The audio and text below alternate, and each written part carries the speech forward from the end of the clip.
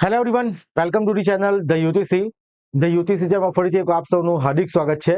આશા રાખું કે તમે જે જુનિયર ઇન્સ્પેક્ટરની એક્ઝામની તૈયારી કરી રહ્યા છો ખૂબ જ સારી રીતે 100% ડેડિકેશન સાથે અને એકદમ યોગ્ય દિશામાં કરી રહ્યા હોય. તો આજનો વિડીયો જે દરેક વિદ્યાર્થીઓ જુનિયર ઇન્સ્પેક્ટરની એક્ઝામ આપવા જવાના છે એટલે કે તૈયારી કરી રહ્યા છે એમના માટે ખૂબ જ ઉપયોગી છે. બીકોઝ આ વિડીયોની અંદર આપણે જે જુનિયર ઇન્સ્પેક્ટરનું જે લાસ્ટ ટાઈમનું જે પેપર હતું એડવર્ટાઇઝમેન્ટ નંબર 124 2016-17નું આખું પેપર એનાલિસિસ કરવાના છે કે જેની અંદર કઈ બ્રાન્ચના પ્રશ્નો વધુ પૂછાયા હતા તેમજ કયા વિષયમાં કેટલા માર્ક્સના પ્રશ્નો આવ્યા, મહત્વના ટોપિક્સ વધુ પૂછાયેલા પ્રશ્નો, સબ્જેક્ટ વાઇઝ, બ્રાન્ચ વાઇઝ અને માર્ક્સ વાઇઝ વિશ્લેષણ. બરાબર, એટલે કે દરેક બ્રાન્ચના જે પણ સબ્જેક્ટ છે તો કયા સબ્જેક્ટ આપણે વાંચવાના છે. બરાબર, પહેલા એ કયા સબ્જેક્ટ વાંચવાના છે, ખાલી આ ટેકનિકલ પોર્શનનું એનાલિસિસ આપણે કરીશું. બરાબર છે, જીકે વાળું પોર્શનનું એનાલિસિસ કરવાના નથી. તો આપણને બેઝિક આઈડિયા આવશે કે આપણે પહેલા કયા સબ્જેક્ટ પ્રિપેર કરી લેવા જોઈએ. તો જે વિદ્યાર્થીઓ ચેનલ પર નવા હોય અને પહેલી વાર વિડીયો જોતા હોય તો વિડીયોને પ્લીઝ લાઈક કરી દેજો અને ચેનલને સબસ્ક્રાઇબ કરી દેજો. ઓકે, તો આપણે જે જોઈએ કે એડવર્ટાઇઝમેન્ટ નંબર 124/2016-17 અને જેની એક્ઝામ 2018માં થઈ હતી જુનિયર ઇન્સ્પેક્ટરની, તેનું આખું પેપર એનાલિસિસ આપણે કરવાના છે.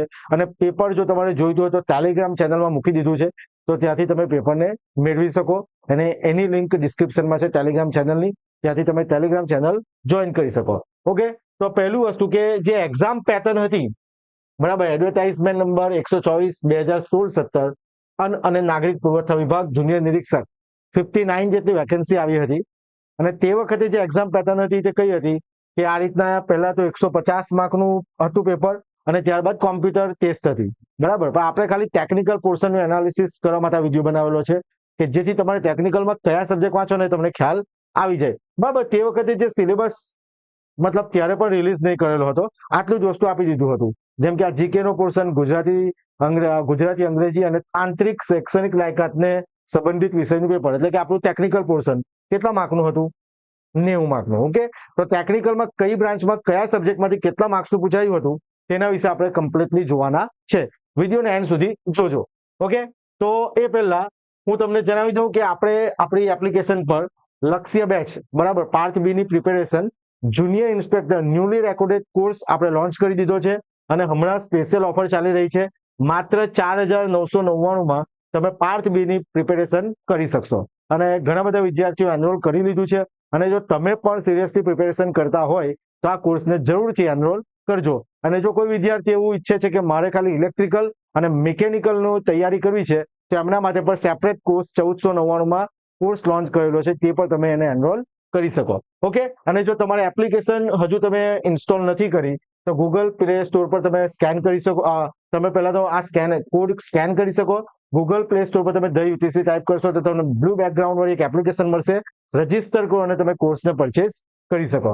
ઓકે, તો આપણા જે ઇલેક્ટ્રિકલ એન્જિનિયરિંગ, મતલબ કે લાસ્ટ ટાઈમ જે 90 માર્કનું ટેકનિકલ હતું એની અંદર ઇલેક્ટ્રિકલ એન્જિનિયરિંગનું વેઇટેજ સૌથી વધારે હતું. બરાબર છે, તો એ કેટલા માર્ક્સનું હતું? 47.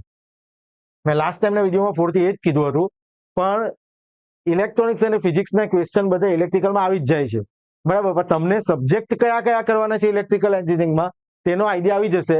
તો પહેલી વસ્તુ કે ઇલેક્ટ્રિકલ મશીન, જેમાંથી 6 ક્વેશ્ચન્સ પૂછાયા હતા. બરાબર છે, ત્યારબાદ ઇલેક્ટ્રિકલ પાવર સિસ્ટમ 15 માર્કનું સૌથી વધારે વેટેજ હતું. હમણાં આપણા કોર્સમાં પાવર સિસ્ટમ ચાલી રહ્યું છે.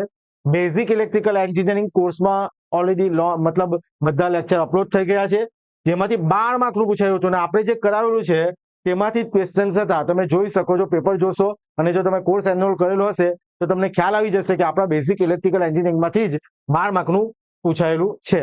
ત્યારબાદ ડિજિટલ ઇલેક્ટ્રોનિક્સમાંથી 9 માર્કનું, એનાલોગ ઇલેક્ટ્રોનિક્સમાંથી 5 માર્કનું, આમ કરીને 47 માર્ક્સનું પૂછાયું હતું. ઇન શોર્ટ આપણે કહી શકીએ કે આટલા સબ્જેક્ટો તમારે કરવાના જ છે. બરાબર, એના સિવાય પણ આપણે કોર્સમાં સબ્જેક્ટ આવશે, બટ તમારે જો પ્રિપેરેશન કરો છો તો તમારે પહેલા આટલા સબ્જેક્ટો વાંચી જ નાખવાના છે. બરાબર, આખું પેપર જોઈને મેં અહીં સેપરેટ કરેલા છે ક્વેશ્ચન્સ ને, એમાંથી બધા બેઝિક ક્વેશ્ચન્સ છે અને જે વારંવાર પૂછાતા હોય છે એક્ઝામમાં એ જ પ્રકારના ક્વેશ્ચન આમાં પૂછાયા છે અને એ જ પ્રકારનું આપણે પણ કોર્સમાં ભણાવીશું.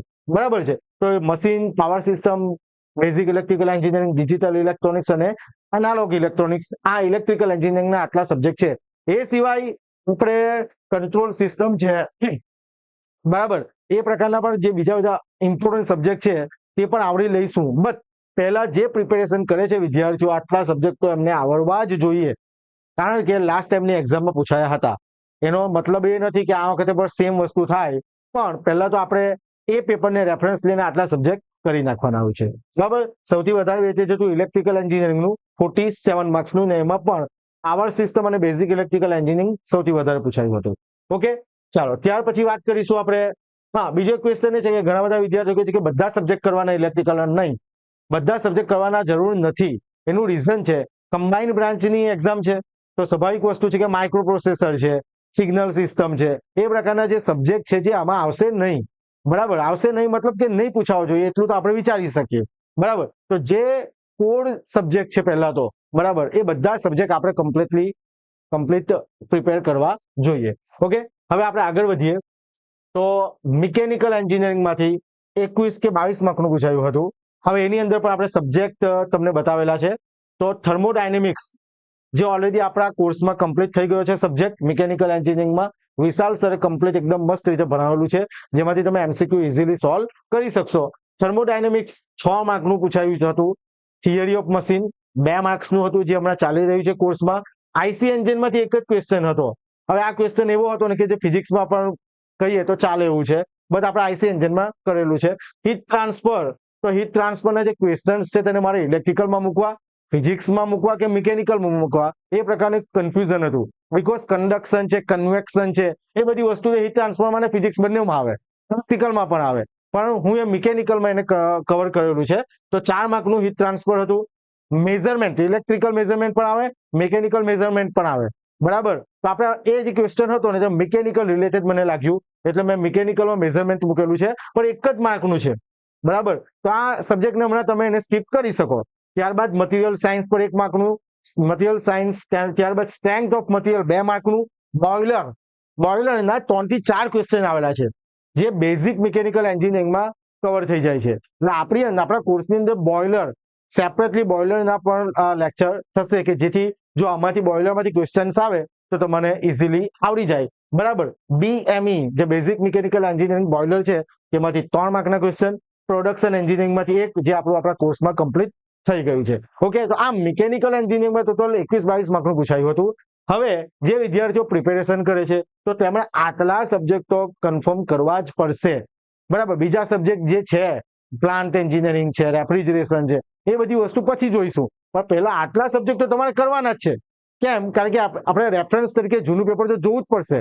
તો આટલા સબ્જેક્ટ હમણાં, કારણ કે સિલેબસ આવ્યો નથી અને તમે પ્રિપેરેશન કરો છો, સિલેબસ આવશે ત્યારે બધું પિક્ચર ક્લિયર થઈ જશે.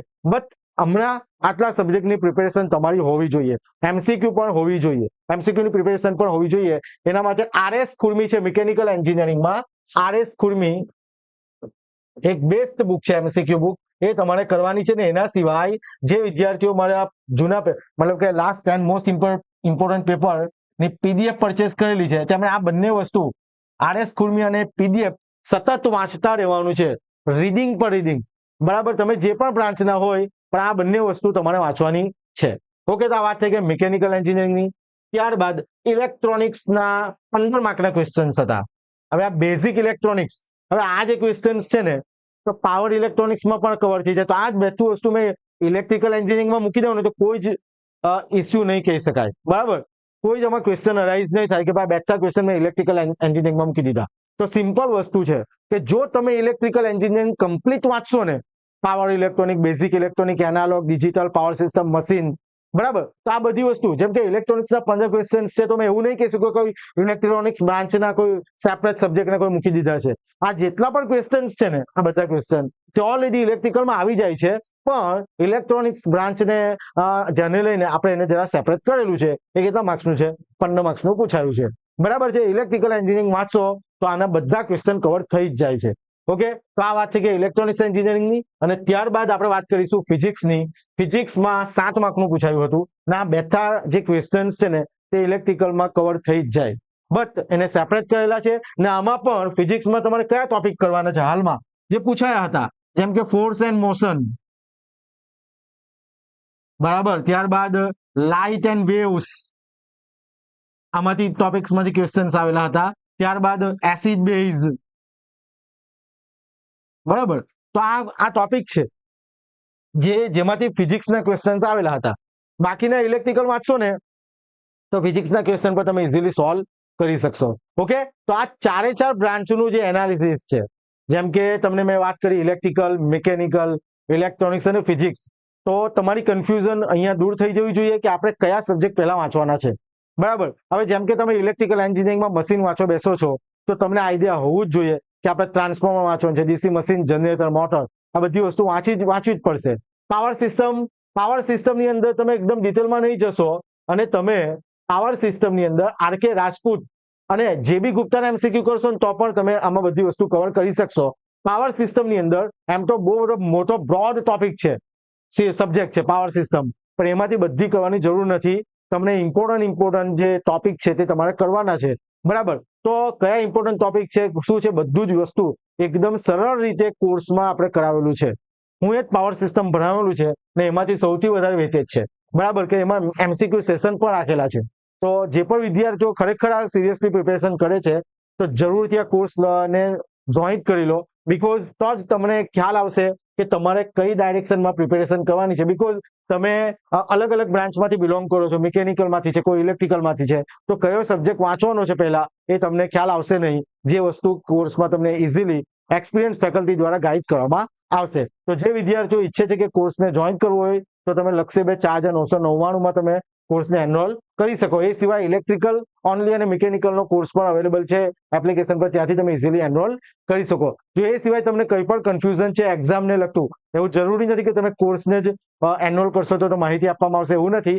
તમે 6354999091 પર તમે મને કોલ કરશો તો હું તમને એક્ઝામની દરેક વિગત પ્રોવાઈડ કરીશ. ઓકે, એ સિવાય કંઈ પણ કન્ફ્યુઝન હોય તો તમે ટેલિગ્રામ ચેનલ પર મેસેજ કરી શકો અને ઇન્સ્ટાગ્રામની લિંક પર આપેલી છે, તમે ઇન્સ્ટાગ્રામ પર મને ફોલો કરી શકો. Thank you very much.